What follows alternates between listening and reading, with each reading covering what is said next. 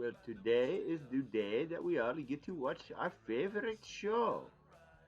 It's called The Fling Show. Enjoy. A couple years ago when we first started this, I actually met you almost exactly where you're standing in your screen right now. I think I brought those first mockingbirds out to you. That's You know, right. I think Yeah, it was before it wasn't named or anything. It was just literally the first disc me and my brother had that's ever right. produced. It was red. It had no stamp on it. I don't even think it had any Sharpie marks on it. It was No, it just had nothing. It and had then nothing. you gave me that one and I threw it and showed people and for weeks after that just said check this out. I just put it in their hand. Check this out. What is that? Because people are experts with plastic. And if they're not, they'll tell you they are. And people would just be like, "What is this?" It was pretty cool to be able to have that. It was quite a privilege to be able to put that in somebody's hand. And I'm still doing it, and I'm doing it with different molds. Let's kind of dive into it. It's broken down into three parts. The first part I know is that you have a Ranger team. And I know a lot of people are kind of like, okay, what is the Ranger team? So can you give us a little insight about that? People that want to support the brand, people that want to help support us as we're growing, as well as us kind of give back to the community the best way we can. And we figure with the Ranger team, it was basically people that are, disc golfers, of course. That's step one. People that are, play disc golf, enjoy the game, definitely showed interest by applying to the team. And that was a big deal.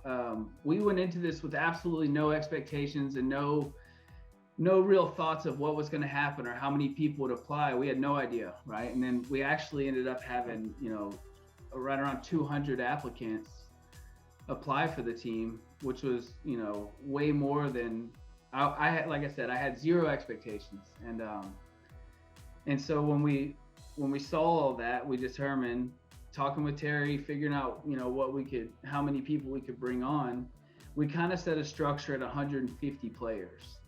So we left that gave us anywhere from 5 to 10, hopefully the professionals, touring professionals, and even local touring professionals, and then around 40 of the tournament team, and then 100 of the Ranger team. And the Ranger team, that's the heart, that's the background, that's really the driving force of the team, in my opinion. Guys that these are people that are supporting just to support, and so we really wanted to give people a chance to give back to those people. The second part of this equation is the tournament team. Can you kind of expand on what it is to be on a tournament team and what your expectations are for somebody who's on that team? Yes. So the tournament team, and just so you know, a lot of this fell on the backs of Tanner now, being team manager. So he kind of went through and I mean, there's a lot of applications, a lot of people with a lot of data that they submitted, which was amazing. But in doing so, he kind of went through people that were playing, a lot of tournaments, or people that were involved in the community, maybe outside of just tournaments, even people that throw tournaments, people that certain people like Omar, or people in the community that not necessarily, you don't necessarily have to be the greatest disc golfer, but if you have to be involved in the sport, whether it's through social media or through tournament play, for that matter. But the tournament team will be required to do certain things that, as far as the Ranger team goes, it's kind of a good faith team. It's guys that we were hoping they just want to be part of the team to be part of the team. And the tournament team themselves, they'll have actual like requirements to kind of follow within. They have to play a certain amount of tournaments every year, sanctioned events, and then wear our brand, try and support the brand and try and actually kind of grow the brand with us, I guess. Refer to, but the last step of this equation obviously is the pro team that you're putting together. I've had the luckiness, I've had the fortune of being in your facility a couple times now and seeing some of them that have been walking through the door. Plus, we have one on the show as well. I'm sorry, two on the show as well. So, so can you kind of speak to the pro level sponsorship of Lone Star Disc as well? Yeah, we actually, huge day today. So we had Tanner back, of course. And then today we finalized Seth. So Seth Talbot nice. and Tanner, they traveled all last year, and really the timing didn't work out good last year. I mean, halfway through the tour, we were kicking ourselves because the truth is Seth was already out there doing his work and doing what he does, and we kind of missed out on going ahead and, hooking him up and trying to get him a little bit more involved last year. So this year, they're both going to be on the team and traveling around the nation together, throwing some disc around. And then also, I'm sorry, I'm blanking out. This is live. Mr. Chandler Kramer. Yeah. Oh yeah. Chandler. Yeah, man. I was super excited for that. Honestly, I met him about a month ago in Austin. The week before the Spooktacular at Spring Valley, we were up there at the Throwdown Showdown up in Austin. And Tanner got done. I remember Tanner getting done and him being like, man, Chandler was just keeping up. It was just, I couldn't do nothing to get away from him. He's just keeping up. And I think they went into a really good battle that weekend. So I got to meet him, and he was throwing some disc out there. We had a little long drive thing set up out there, and they got out there, and he was really being able to just put those discs out there, man. That kid can throw. And was he throwing Lone Star plastic? He was at what I'm at your event. We set up a little like a long drive contest. It really didn't work out the way we wanted it to. The spacing was kind of off a little for those guys. Right. When you can throw it that far, it's kind of hard to put a long drive thing anywhere, But a couple of the pros and Tanner, they came over there after their events were done, and man, Chandler and them were putting those curls, man. They were throwing them way out there, and it was real impressive. And then the next weekend, I'm at the Spooktacular, and all I keep hearing is these people talk about this kid flicking off of PA1 and putting it like 500, 600 feet or whatever, whatever they were saying. And I was like, and then walking down, and I was like, oh yeah, now I know who you're talking about. And got with Tanner. Tanner talked to him. He had been looking for sponsors. He had been looking for somebody to give him an opportunity. And today we got to meet. He's an awesome guy, great kid. That's cool. He's actually probably up there with the smartest disc golfers in the world. He's graduating with like a electrical engineering degree in December from Texas A&M. I mean, that kid is, brilliant kid. And I hate calling him a kid, that young man, I guess. Who else is kids? I don't mind. He's a kid. He's got a little growing to do. Yeah, he's got, fabulous arm skills. So I'm really looking forward to what he gets to do.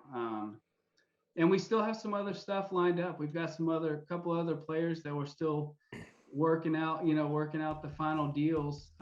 When it comes to the professionals, just like any other professional sport, we kind of want to treat each one with their own. When it comes to the pros, we kind of want to treat each person with their own deal. Let them bring to the table what they're looking for, and then try to give them what we want. What we can give. And that's kind of how the pro teams worked out so far. And Tanner kind of set that precedent on accident by coming last year. He showed up to the shop with a printed out, list of what he would want or what would help him go on tour and do the tour. And because of that, we kind of just want to keep that as kind of the baseline, I guess,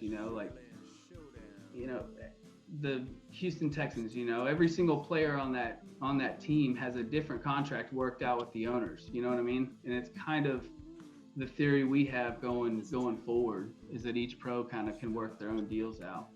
I like that. The last thing I like to kind of mention into this whole thing is the mission statement that you have.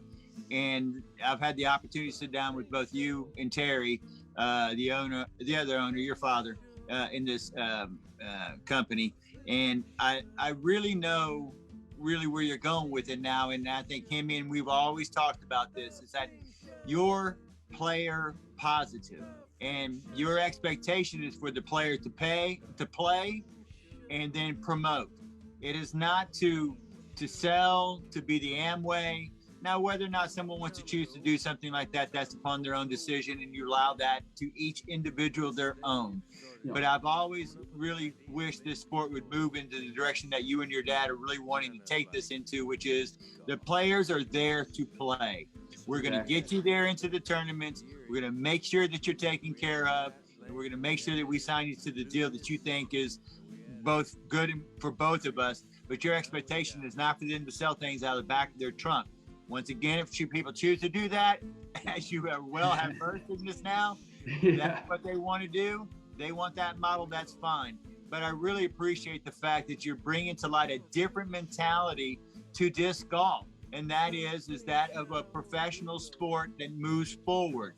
And we haven't gotten, I know we have time, and we've talked about the ladies tour. You've talked about the juniors as well. But really what I want to talk about before I wrap up anything is that the things that you want to do in the community as far as putting on events that are going to be not only beneficial to the community and businesses that are around, but to the players themselves and what they're going to get from this tournament that y'all plan on running. To me, that's the biggest part of this equation. And I don't think that people understand that, is that you want to bring everybody together, and it needs to be a team. And that's what we're going to move towards.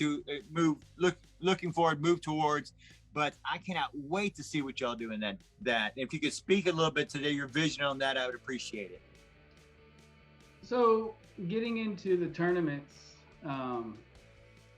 it's been a little bit rocky, of course. There's some growing pains there, but as far as what we really want to do is help, promote through throwing events, outreaching people that maybe don't even have their PDGA numbers or understand that there is a disc golf scene, or the UDisc events section of their UDisc, or maybe even don't even know UDisc exists. There's a lot of people out there that either love this game and have no idea. I played this game since the late 90s. I got introduced like my freshman year in high school, so it was like, I guess 1999, somewhere 1998, somewhere in there. I didn't even know there was professional disc golf until about 5 years ago that was on this level. I mean, I played this game off and on my entire life, and it was just it was a game that me and my buddies went out and played. It was a very fun, competitive sport that, a lot of people don't realize how serious the game gets and how competitive it gets, and I actually still like to preach that, let that crazy competitive side be to the, to the MPO guys and the guys competing for like some money, like there's still a lot of younger players that play in the divisions like I do that I think could, take a glass, sit back and remember that this game is supposed to be fun before anything else, it's supposed to be fun. But Amen. As far as the tournaments go, I want it to be an affordable entertainment, something for people to come out and have a good day and have a good time playing. So, of course, along those lines, I want, we've talked to you guys. We want to have events that are, fun and exciting. And then at some point, we do want to bring in a big tour event here one day or something. We want to bring a big, huge event to the city of Conroe, or at least the north side of Houston, something. There's a bunch of limitations and there's a bunch of roadblocks in the way, but that's our mission. That's our goal, is that at some point, try to bring, really big, event to this area. And they've had them before, the Texas States was with Andy at over there for a long time. And, but there's definitely some things we're working on that hopefully in the next, short time. Y'all met Terry. Everything's on fast forward for us. So Yes, it takes time. Everything takes a little bit more time. We've got a lot of moving parts. Y'all know that. Y'all have seen the shop. It's not, we were a manufacturer way before we started making disc, and we'll still be manufacturing other products while we manufacture the disc. So a lot of things in the shop take time that but it's been a great ride, and we keep trudging forward, man. The team was great, man, and the response from y'all's side, the response was overwhelming. Like I said, like, had no idea how many applications would get put in. The people that put them in. I mean, we've got people from all over the nation already, that are on the team. We're getting shops all across the U.S. now. It's really been exciting the past few months, and we continue to try to grow, and try to get our plastic in people's hands. So more people like y'all around, that helps, Well, I'm really happy to have met you, and it's cool that that our timeline is similar. I started about 99, 98, and I played for 5 years before I even knew there was even a league, Right. Because I was following my wife's career, and we were sort of out west, and I didn't know anybody. We were moved to these new towns like Vegas and Phoenix and Southern California, and moving to these really cool disc golf areas and not know anybody and not even see groups of people. I would show up to La Mirada and I'd be the only person on the course, and I'd play for 3 rounds, and so I went for a long time before I moved back to Texas, and my friend said, you should play tournaments, and he kind of talked me into it. But that's cool. We have kind of similar timeline and kind of the similar experience. Yeah. It's sort of, disc golf sort of went under the radar for us, even though we were out there and enjoying it, I knew there was some sort of competitive thing going on, because whenever I actually played soccer at Bear Branch. I played soccer all through school and everything. And I was playing, and I saw a guy throwing disc around out there at Bear Branch, the old original layout. And I ran over to him, I was crazy. I was a much more energetic, talkative kid back then. And I was like, what are you doing? And he's like, oh, I'm playing disc golf. And I'm like, what, what is this? And man, he let me use one of his discs. I think it was an old T-Bird, one of the faster discs you could buy back then. Even it was one of the, high-speed driver, I think, back then. And I just played a few holes with him, and then I went across the street. They used to have disc over across the street from the park at that little community center. You could buy some used disc and whatever. And I got a bunch of friends from school, man. Y'all met some of them. Jordan and Treg are some that I've known since then, and got a bunch of people. We used to just go out there with 16 people playing eight teams of doubles on one card, spend all day out there. But that's, ever since then I've loved it, man. It's a great sport. Fun game. Awesome. Well, it certainly has been a cool ride, and it was kind of I use the word kismet. Always kind of ran into you at the right time, and that day you handed me that cacao, and it was just special. I knew it was special. Something in my hand was like, I like this. And the other thing too is I was there when the cacao got its name. I was on the card with Tanner, and Freddie was there too, and somebody let it fly, and he was like, cacao.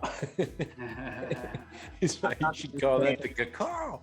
It was Tanner, and Tanner was there from the beginning, sort of, Yeah, that's a wild story, actually, because I didn't even know. I had no idea who Tanner was at the time. I mean, it was 4 or 5 months between him starting that, because y'all told me that the next day or whatever. So we kind of run with that a little bit, and then, I mean, it was 5 months or so before I ever even met Tanner in person, and I thought that was really crazy that it ended up being him, the same person that named that first disc almost, and then now come with us, and he's been with us ever since. Yeah.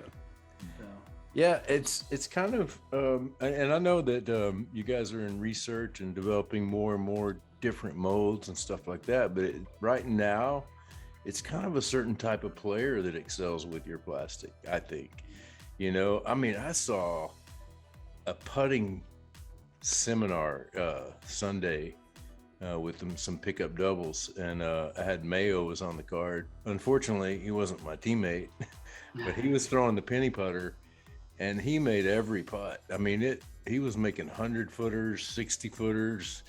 I mean, it was a show, and I'm not just saying that to make it sound spectacular. It was unbelievable what he was doing with that putter.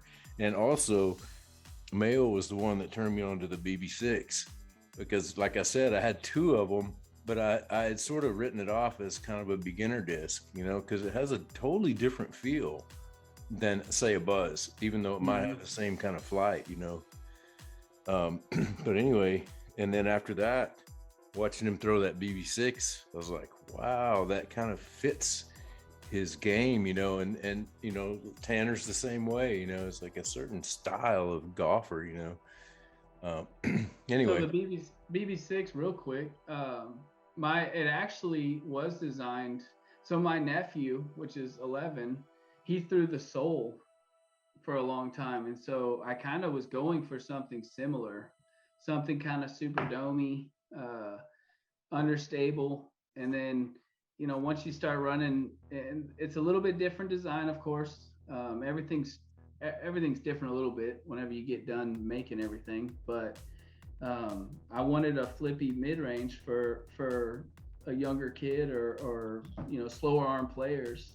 And so it's actually, I'm not gonna lie, it's been also very surprising for me. A lot of the big arms that have grabbed it and really started using it.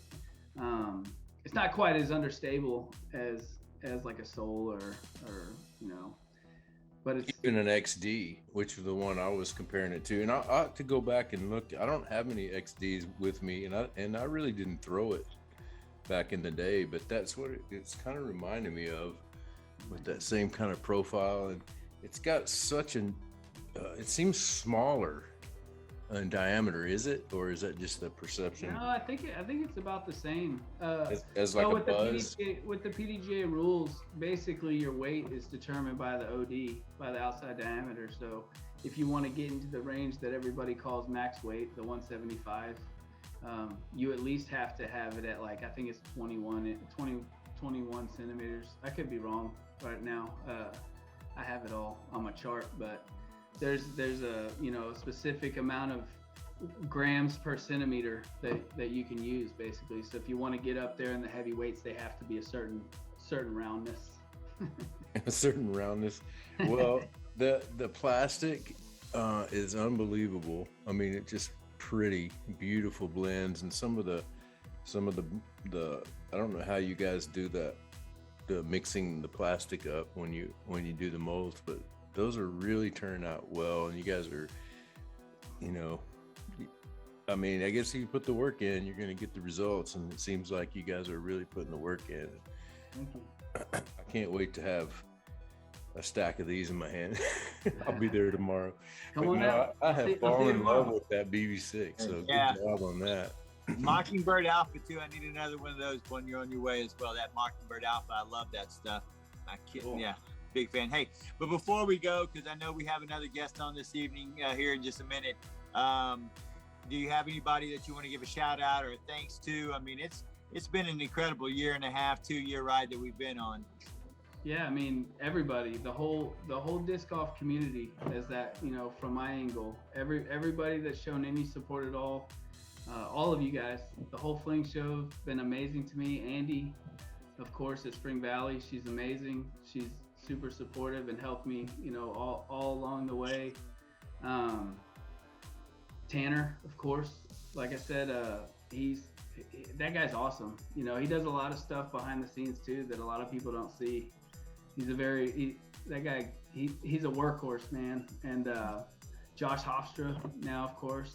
Chris Fennell, you know, he did tons for us. And then my dad, you know, allowing us to actually, so y'all been around since the day one of printing, and y'all probably seen a drastic change in Terry's involvement, I guess is what we'll call it. But you know, from thinking his sons were wasting a bunch of time and money to now potentially having a product that we're actually, you know, getting out there, man. It's really cool. It's really fun. It's Well, man, I used to watch a lot of you know, what kind of like mindless TV. One of the shows I watched a lot was Orange County Choppers. You guys are like Conroe's version of Orange County Choppers. That's awesome. You got this bruiser dad, you know, that's very intimidating. You got all these family.